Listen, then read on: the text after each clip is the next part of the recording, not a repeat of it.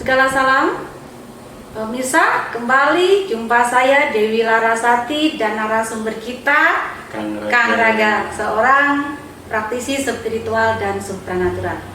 Baik pemirsa, kita akan lanjut perbincangan kita kemarin. Kita akan kupas lebih dalam ya Kang Raga. Betul. Karena banyak hal sekali yang ingin saya ketahui lebih dalam. Siap. Langsung ya Kang Raga? Siap.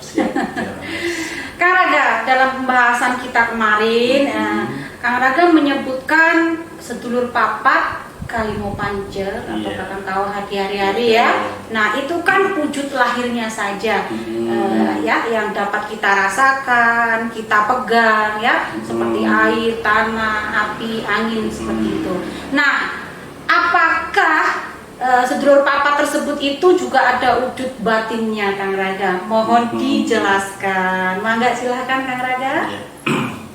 Jadi di setiap yang wujud ya, ataupun yang lahir pasti ada batin, gitu loh ya. Pasti ada batin.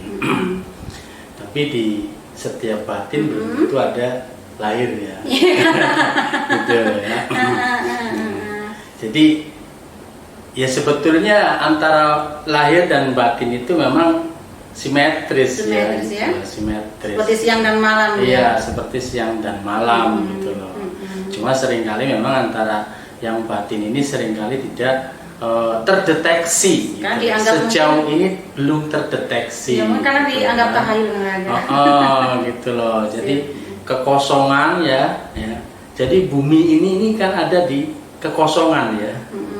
Dimana kekosongan ini tak terbatas. Betul kan? Seperti langit ya, yang langit yang maha luas tak terbatas, sementara buminya kecil gitu, seperti itu ya. Siap. Jadi yang kosong ini tidak terdeteksi sejauh ini gitu loh. Jadi jelas bahwa di setiap yang lahir ini, yang wujud fisik ini ada batinnya gitu loh. Nah, seperti air umpamanya. Kenapa air ini menyegarkan? Ya? Kenapa air ini menghidupkan ya, dari tanaman yang kering ya kan, sudah layu, sudah mau mati, kemudian disiram dengan air menjadi segar, menjadi hidup kembali gitu kan.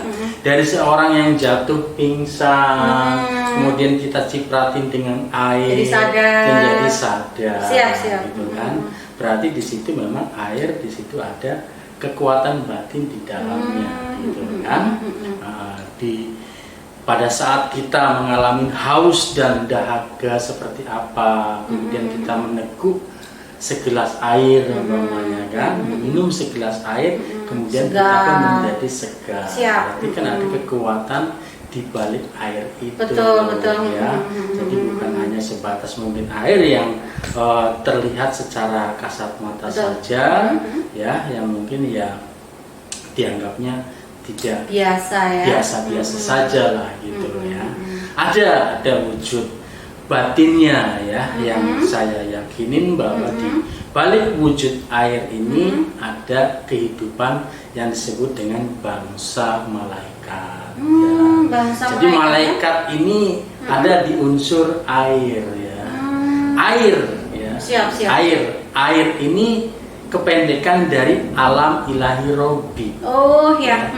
Alam ilahi Robbi. Ilahi Robbi ini adalah utusan Rob, ya, utusan Robbi atau utusan guru. Jadi Robbi ini sekali lagi ya, seringkali saya sampaikan, Robbi ini adalah guru. Ya, bahasa Arab, kalau bahasa Indonesianya itu adalah guru. Ya, ilahi Robbi itu adalah utusan guru.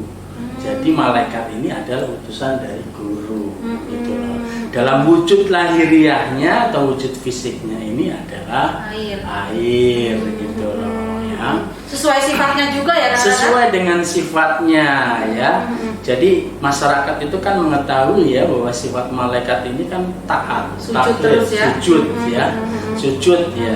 Jadi taat ataupun sujud ya terhadap Rob ya, setia. Sama dengan air pun begitu, sujud, mencari titik yang terendah ya. Di mana ada titik yang terendah maka dia akan laluin. Betul sekali. Dia akan laluin gitu. mencari titik yang terindah. Jadi wujud dari Iya. air adalah malaikat. Wujud Betul. batinnya ya Malaikat. dari air ini adalah malaikat. Malaikat. Sifat malaikat ini juga termasuk menyadarkan tadi ya. Pengobat ya. Iya, jadi termasuk alam bawah sadar ini ada di unsur air. Ya, selama ini kan masyarakat seringkali yang menyebut alam bawah sadar, alam bawah sadar. Ini di mana sih letaknya, gitu, tempatnya alam bawah sadar itu di mana? Ada di unsur air ini. Makanya tadi kenapa orang pingsan kita cipratin dengan air menjadi sadar, gitu kan?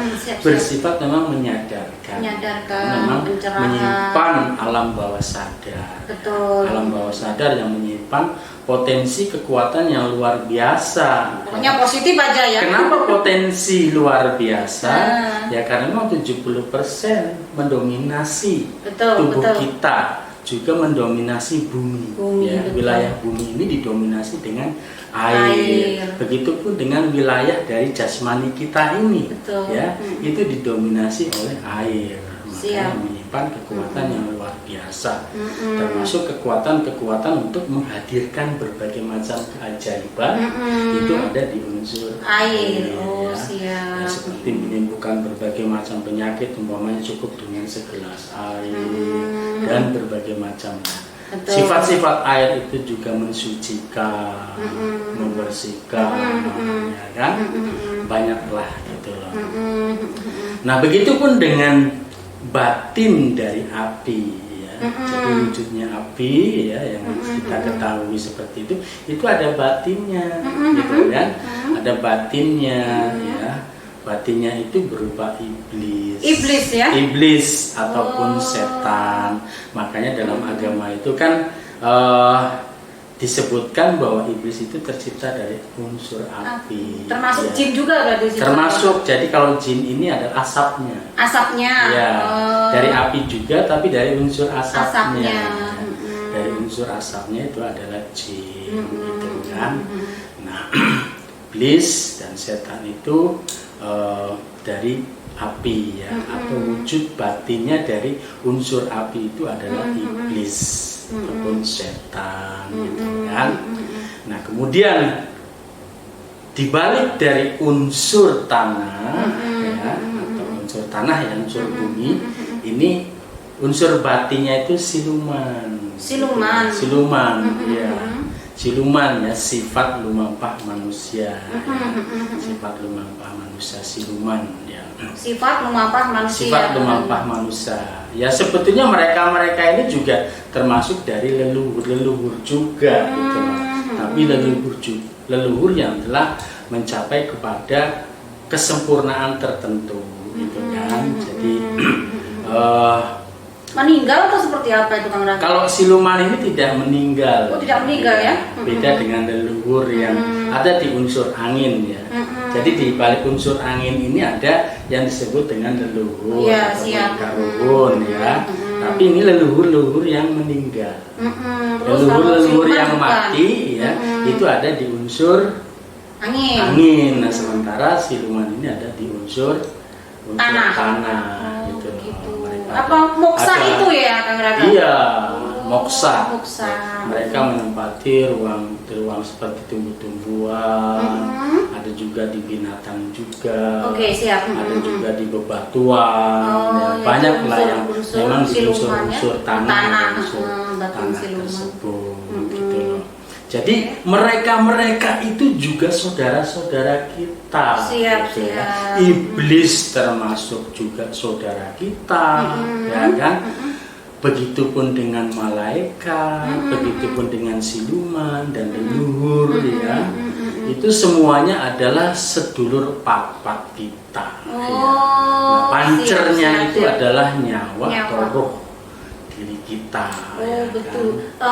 Benar Kang Raga. Jadi menarik sekali ya. Jelas kalau bangsa malaikat jelas ya, masyarakat mungkin menerima, bahkan mungkin diagung-agungkan. Ini iblis Kang Raga. Kan banyak sekali ya yang mengusir iblis atau memperlakukan iblis itu sosok yang jahat. Menurut Kang Raga itu seperti apa dan bagaimana kita bisa selaras dengan iblis tersebut gitu loh Kang Raga. Ya itu suatu doktrin ya. Suatu doktrin ataupun dogma jadi mengkambing hitamkan iblis gitu loh. Ya ini bagian dari suatu skenario program rancangan dari sang pemilik kehidupan. Ya agar kehidupan ini ramai. Gitu. Ya. Jadi menurut kalau saya kaji bagaimana? lebih dalam ya itu seperti itu, nggak ada yang salah. Jelasnya saja Kang Raga. Jelasnya tidak ada yang salah. Tidak ada yang salah ya. Iya. Cuma kalau terus diusir ya kita akan meluruskan saja di sini Kang Raga. Biar kata Kang Raga kan harus laras ya. Iya, kita kan harus meyakini bahwa apapun ciptaan dari Tuhan, ya, dari Sang Holy itu kan pasti yang terbaik ya. Siap. Ya, apapun itu tetap kenapa diciptakan berarti ada manfaatnya, membawa manfaat yang luar biasa dalam hidup dan kehidupan ini. Seperti iblis ya, ataupun api ya. Wujud lahirnya api, Betul. wujud batinnya iblis ya kan. Api ini manfaatnya selama ini sangat besar sekali. Iya, besar sekali. Ini Benar, ya benar. kan?